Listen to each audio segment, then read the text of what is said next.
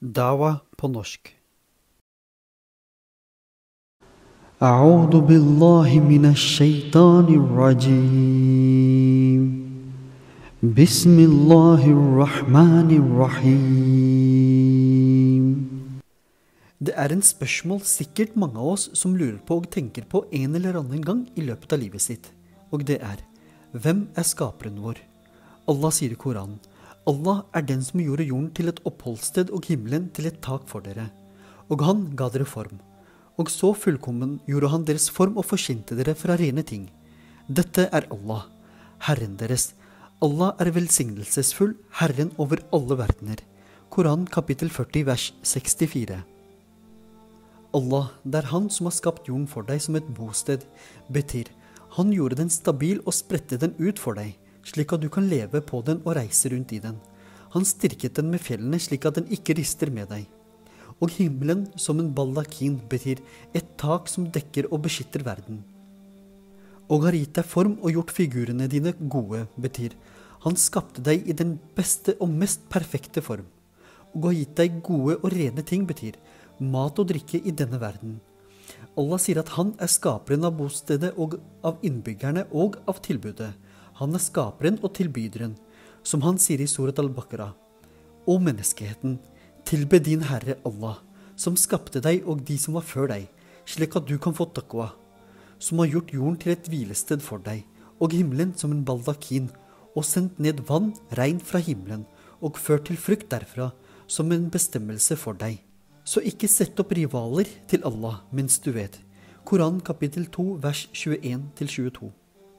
Og her sier Allah etter å ha nevnt skapelsen av alle disse tingene. Det Allah, din Herre, så velsignet være Allah, Herren over alt som eksisterer, som betyr opphøyet og hellighet og forherliget være Allah, Herren over alle verdener. Så sier han evig levende, la ilaha illahua, betyr han evig levende fra evighet til evighet, som var, og skal alltid være, det første og det siste, manifeste, det skjulte. La ilaha illahua betyr at det ikke noen som kan sammenlignes med ham. Allah sier videre i Koranen, han har skapt dere alle av en enkelt levende celle. Deretter laget han av den smake. Og så tilrettela han 8 levende dyr i par for dere. Han former dere i deres mødres liv fra en skapningsfase til den neste skapningsfasen i rekkefølge. Han fullfører denne prosessen i 3 mørkelag. Dette Allah, Herren deres. Han tilhører all kongemakt. Ingen tilbedelsesverdig unntatt han. Ingen har rett til å bli tilbedt, men han. Hvordan vender du deg da bort fra ham? Koran kapittel 39 vers 6. Han skapte deg alle fra en enkelt person, betyr. Han skapte deg med alle dine varierte raser, typer, språk og farger fra en enkelt sjel, som var Adam al-Islam, fred være med ham. Deretter laget av ham hans kone, som var Hawa, fred være med henne. Dette som Aya.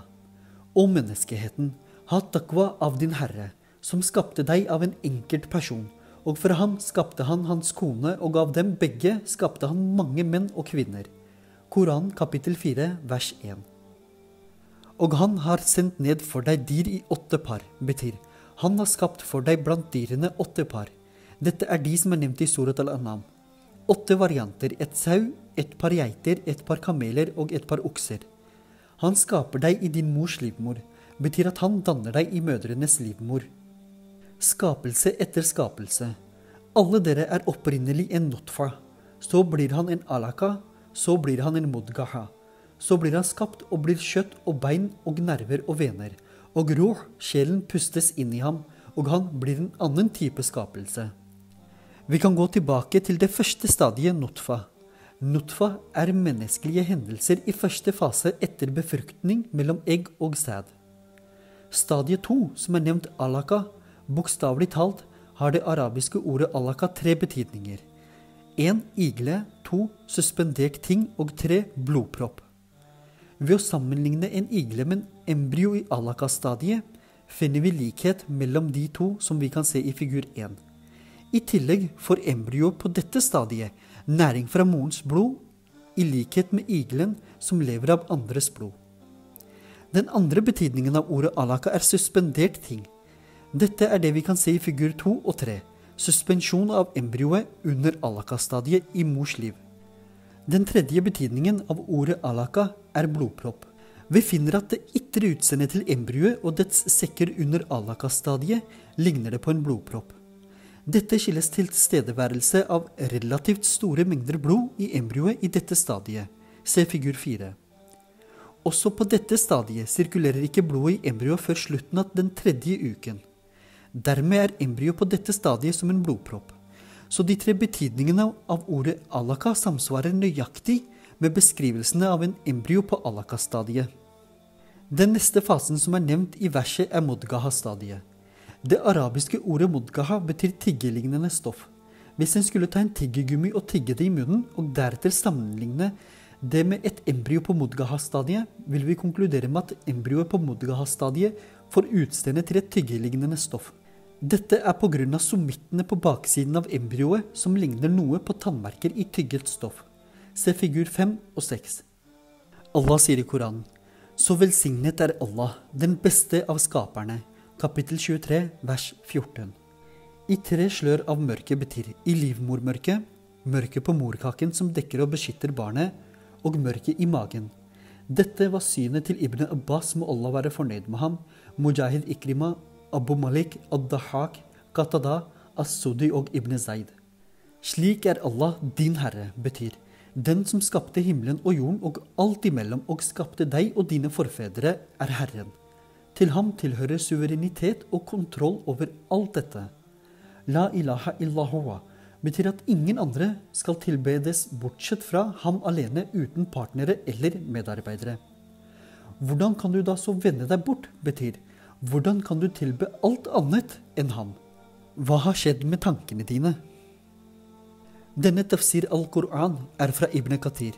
Med dette så takker jeg for meg inntil videre. Wa akhiru dawan alhamdulillahi rabbil alamin. All lovsanger og takk til Allah, universets herre. Amin, ya rabbul alamin.